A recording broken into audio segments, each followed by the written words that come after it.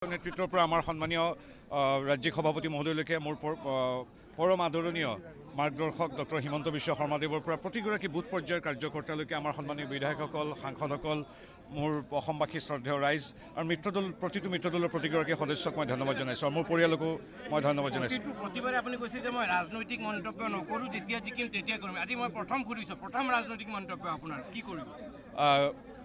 মানে AYDFৰ ওচৰত নতজানু হোৱাৰ বাবে কংগ্ৰেছৰ ভিতৰত যে এটা জোকাৰণি সৃষ্টি হৈছে, IMDT বাতিলৰ বাবে সৃষ্টি হোৱা AYDFৰ ওচৰত আত্মসমৰ্পণ কৰাৰ বাবে কংগ্ৰেছৰ কেৱল NSCUৰ বা যুৱ কংগ্ৰেছৰ ছাত্ৰ ছাত্ৰীসকল বা যুৱসকলেই নহয়, খুদ বিধায়কসকলো আজিৰ তাৰিখত কংগ্ৰেছৰ প্ৰতি বীতশ্ৰদ্ধ। সেইকাৰণে কংগ্ৰেছৰ ইমান সংখ্যক ভোটাৰে মোক আৰু ৰণগৌৰাক আমাক ভোট দিছে। এইটো এটা খুব ভাল সংকেত যে বিবেক ভোট প্ৰদান কৰিছে প্ৰথমবাৰৰ বাবে কংগ্ৰেছে। আৰু লগতে মই অখিল গগৈ আৰু মনোৰঞ্জন তালুকদাৰ খুব পৰম ধন্যবাদ জনাইছোঁ।